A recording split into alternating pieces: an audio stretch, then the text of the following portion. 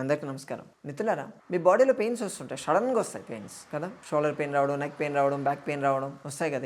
ఇటువంటి వస్తే ఏమనుకుంటాం, ఎక్కడ ప్రాబ్లం వచ్చిందో అక్కడ ఎక్స్రేలు తీయాలి, ఎంఆర్ఐలు తీయాలి, సిటీ స్కాన్ తీయాలి, ఫైనల్గా ఏం తీయాలి, అది ఏదో మజిల్ ఏదో అయిందో ఇన్ఫర్మేషన్ అని చెప్పేస్తారు. నేను విషయం చెప్పను, మీ మైండ్ బాడీ కనెక్షన్ ఉంటుంది. మీ మైండ్లో ఉండేటువంటి ఎమోషన్స్ మీ బాడీలో పెయిన్స్గా కన్వర్ట్ అవుతాయి, తెలుసా. సైకోసోమాటిక్, ఇది ఒక పెద్ద రీసెర్చ్ వర్క్ అవుతుంది. ఇది చెప్పాలంటే సైకోసోమాటిక్ ఎమోషన్స్ మీ ఫిజికల్ ప్రాబ్లమ్స్గా కన్వర్ట్ అవుతాయని ప్రూవ్ అవుతుంది. నాకేం బాగా ఇంట్రెస్టింగ్ అనిపించింది. ఇంట్రెస్ట్ అంటే మీకే చెప్పాలి కదా. నేను కొన్ని ఎమోషన్స్, ఏ ఎమోషన్స్ ఎక్కడ స్టోర్ అవుతాయన్నది మీరు తెలుసుకుంటే మీకు ఇప్పుడు దాకా సఫర్ అయ్యేటువంటి ప్రాబ్లం తెలిసి మీకు అర్థం అవుతుంది ఎక్కడ రూట్ కాజ్ ఎక్కడ ఉంది అన్నది. మీకు ఎప్పుడైనా సరే అన్రిజాల్వ్డ్ గ్రీఫ్ అంటారు, అంటే దుఃఖం, బాధ, తీరనటువంటి బాధ, అది కంటిన్యూస్గా లోపల మిమ్మల్ని తింటూనే ఉంటుంది ఎప్పుడు.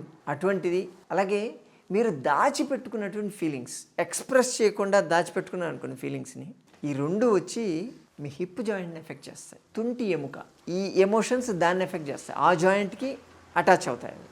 అందుకని అక్కడ నొప్పి వస్తుంది. మీకు బాగా రెస్పాన్సిబిలిటీస్ బాగా ఎక్కువ ఉన్నాయనుకోండి, విపరీతంగా తీరుస్తామంటే వస్తూనే ఉంటాయి. ఇటువంటి రెస్పాన్సిబిలిటీస్, అలాగే స్ట్రెస్ బాగా ఎక్కువైంది అనుకోండి, ఎక్కడొస్తుందో తెలుసా, షోల్డర్స్, నెక్, షోల్డర్ బ్లేడ్ మధ్యలో అంటారు, అక్కడ పెయిన్ వస్తుంది. అలాగే మీకు ఒక విధమైనటువంటి భయం ఉందనుకోండి, అన్స్టెబిలిటీ, అయ్యో అవుద్దో కాదో, చేస్తామో లేదో, అన్సర్టనిటీ అంటారు వీటిని.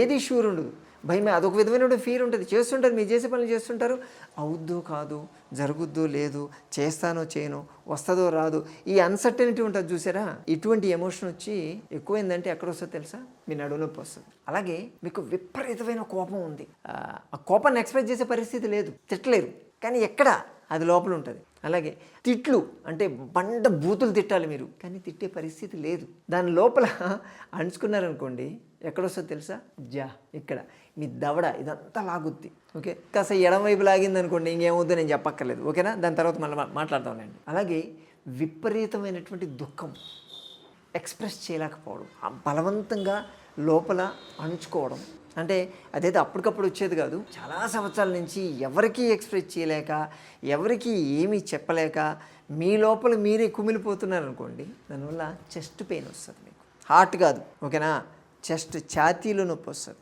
మీకు ఒక నిజం తెలుసు, మీకు ఒక విషయం తెలుసు, దాని గురించి యాక్చువల్గా ఏం జరిగింది అన్నది, అది మీరు చెప్పలేరు, బయటికి చెప్పలేని పరిస్థితి, అంతే. ఇంకా దాని లోపలే సపరేట్ చేసేసుకుంటారు మీరు.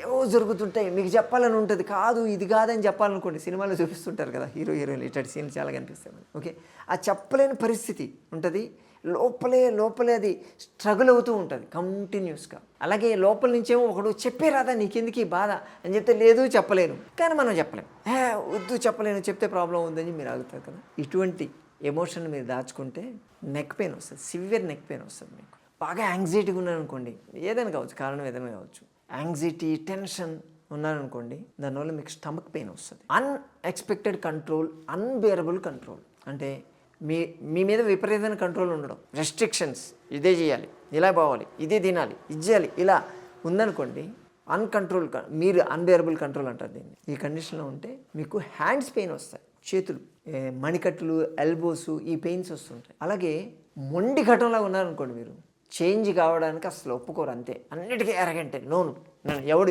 ఎదురుడు ఏం చెప్పినా వినం, అంతే, నేను వినను, నేను ఇంతే అని చెప్పి కూర్చుంటారు కొంతమంది. కానీ వాళ్ళు పైకి క్యారెక్టర్ అలా ఉంటుంది, కానీ లోపల వాళ్ళు చెప్పేది కరెక్టే కదా, వినొచ్చు కదా, కొంచెం చేయొచ్చు కదా, అంటే లేదు నేను మళ్ళీ తక్కువ అయిపోతాను, వాళ్ళు నన్ను తక్కువ చూస్తారు అని చెప్పి ఇటువంటి ఫీలింగ్స్ సపరేట్ చేస్తాం కదా. ఇటువంటి దానివల్ల మోకాళ్ళ నొప్పులు వస్తాయి. ఇప్పుడు మనకు రోజులో ఇటువంటివన్నీ కనిపిస్తే మనం ఏదేదో ఆలోచిస్తాం కదా. మరి వింటుంటే మీకు ఏమనిపిస్తుంది, ప్రాబ్లము మీకు వచ్చిన దానికి రూట్ కాజ్ మీ దగ్గరే ఉంది కదా. ఒక్కసారి కూర్చొని ప్రశాంతంగా ఆలోచించి, నేను చెప్పినవి రాసుకోండి, ఇవి రూట్ కాజ్ ఎక్కడుందో చూసుకొని దాన్ని కరెక్ట్ చేసుకుంటే మీ ఆరోగ్యం మీ చేతిలో ఉంటుంది కదా. కాదంటారా?